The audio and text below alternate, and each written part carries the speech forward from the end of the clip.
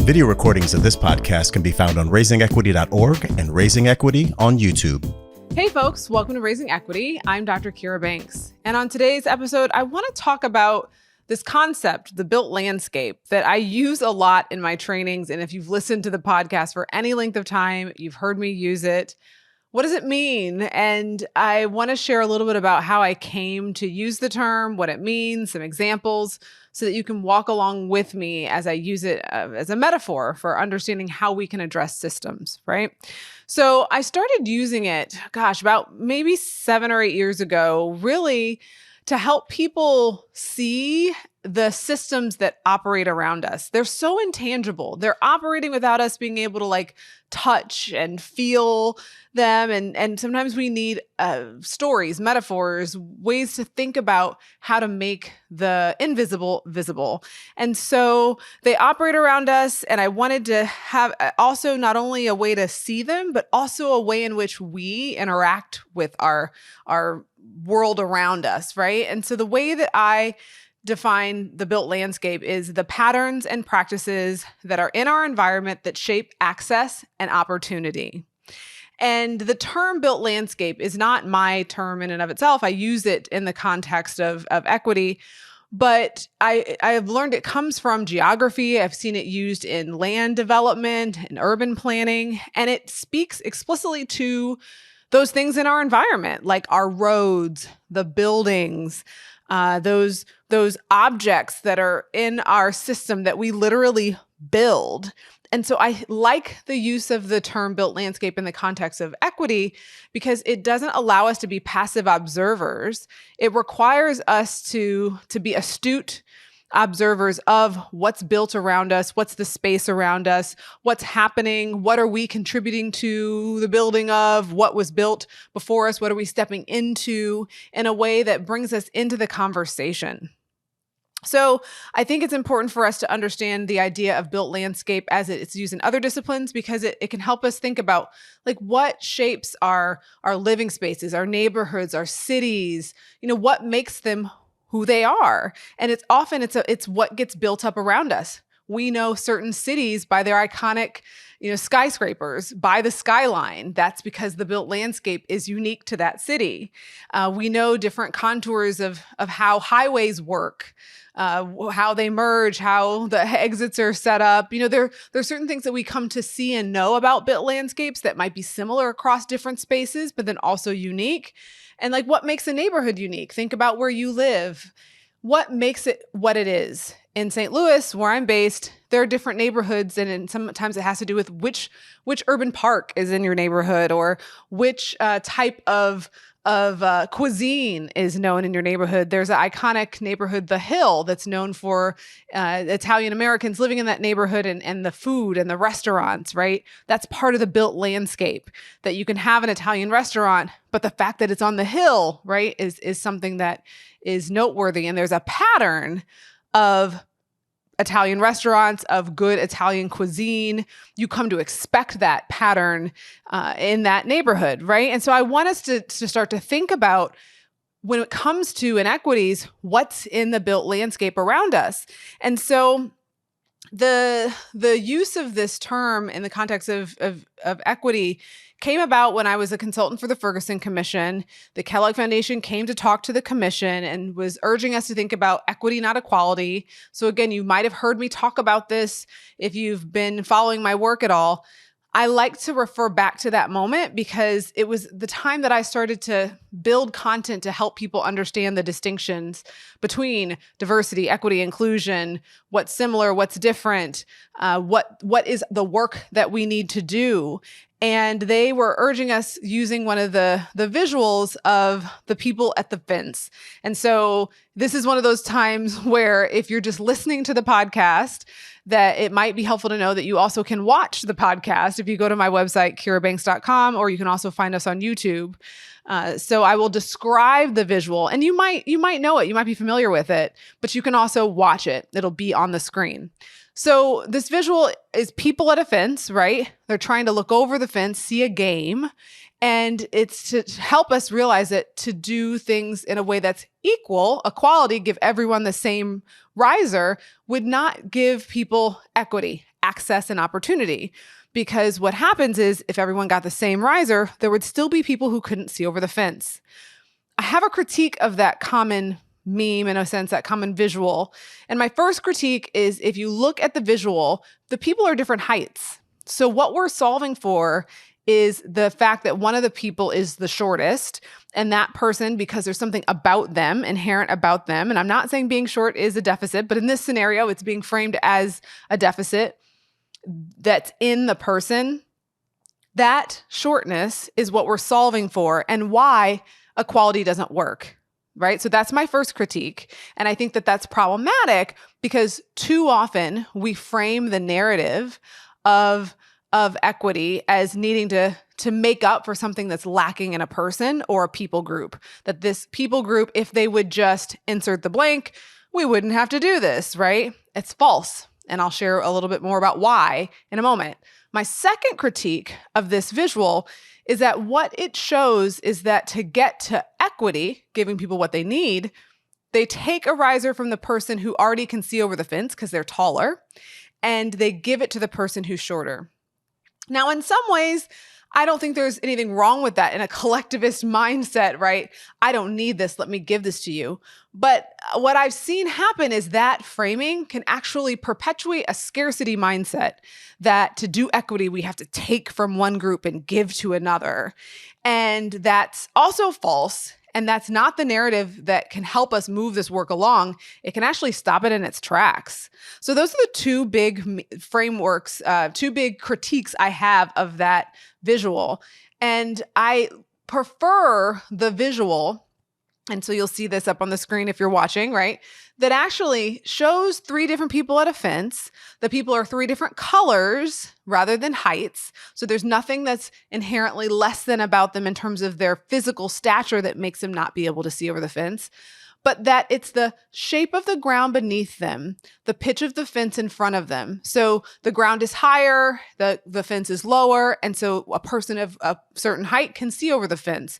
But when the ground is lower, the grade is lower, there's less ground there, right? It literally is a lower grade. The fence is higher, the pitch of the fence is higher. A person of a similar height can't see over the fence. The reason I think that this visual really hits home this idea of the built landscape is it pushes us to realize that what we are solving for when we're trying to get to equity isn't that there's something less than about a person or a people group. It doesn't require that we take something from one person and give it to another. It requires that we fix the built landscape.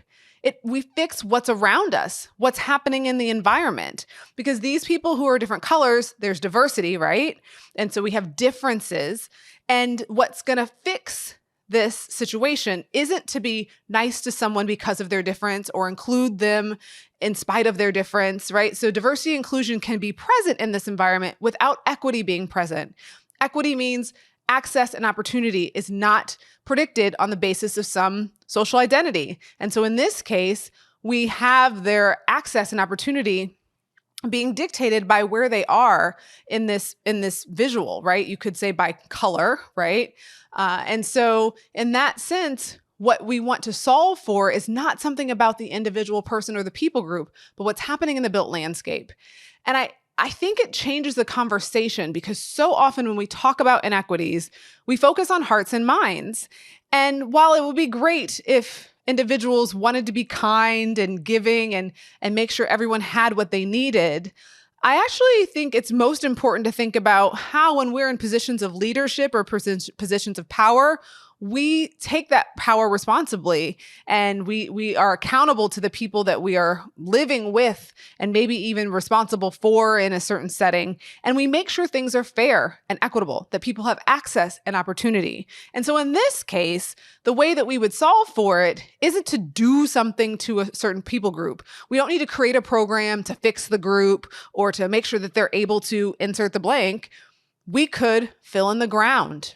We can make that ground level. We could chop the fence so that it's at a level that everyone could see. There's all sorts of ways that we could solve for it. We could bring more risers in because there's other wood. It's not like there's only so many risers. It's not a finite number. And we could make sure that people had the number of risers that they need to be able to see over the fence. I share this because the built landscape is about seeing and being honest about naming what's happening around us.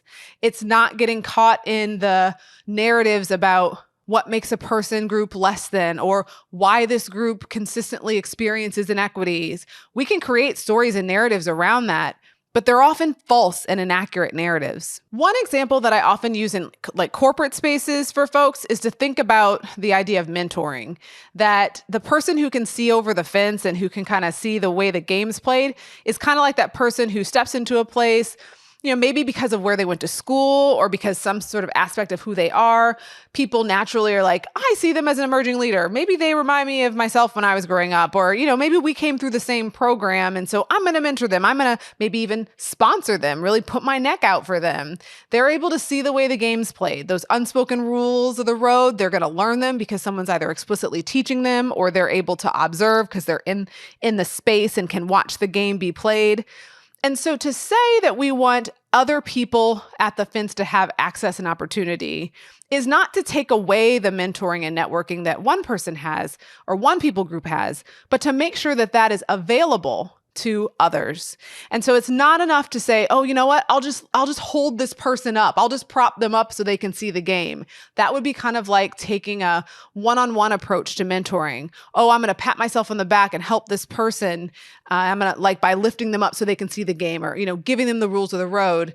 That is not a bad thing. But a systems perspective, a true equity perspective would say, what's really wrong with this built landscape is that everyone who comes to this place at the fence can't see because of the ground, because the fence.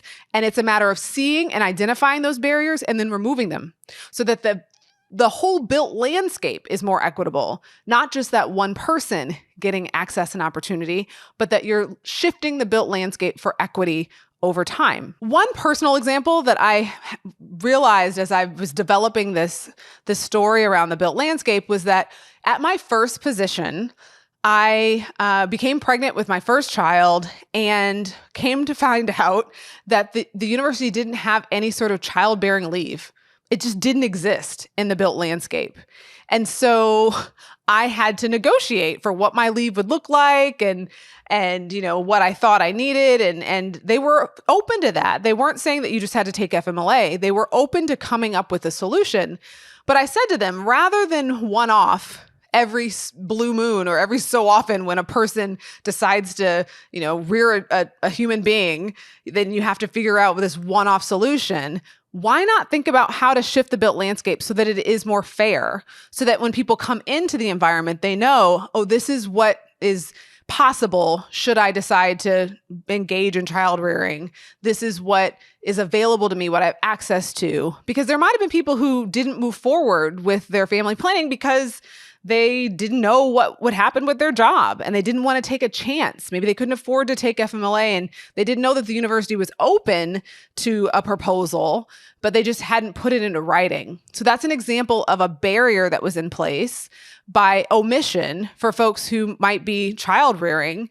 And that environment was not equitable or inclusive for folks who were going to take on that position. And so they shifted the built landscape and added a policy so that it was no longer that you had to negotiate for what your leave was going to look like. I want you to think about this idea of the built landscape. I want you to practice seeing what's sometimes invisible around you in your different environments. I want you to notice what ways of doing things, what practices, norms, policies have been in place at the different places maybe you've worked or where you've been in community with folks, and how did they work for you? Were they hinders? Did they get in the way? Were they barriers? Were there things that are helps? Sometimes it's harder to see the things that were helping us, but if we're in relationship with folks who are in different positions kind of at that fence, we might hear from them their experiences. But I want you to practice seeing, naming, making visible what's invisible, because to be able to shift the built landscape, we have to be astute observers of it. So I hope that this breakdown of the term built landscape helped you understand more of what I mean when I say it.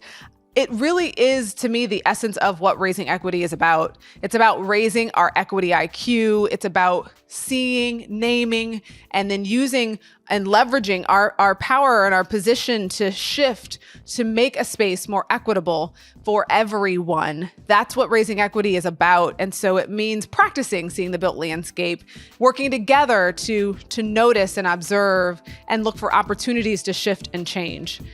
You can find more of my thoughts and my musings on Instagram and Facebook at Dr. Kira Banks, on Twitter at Kira Banks.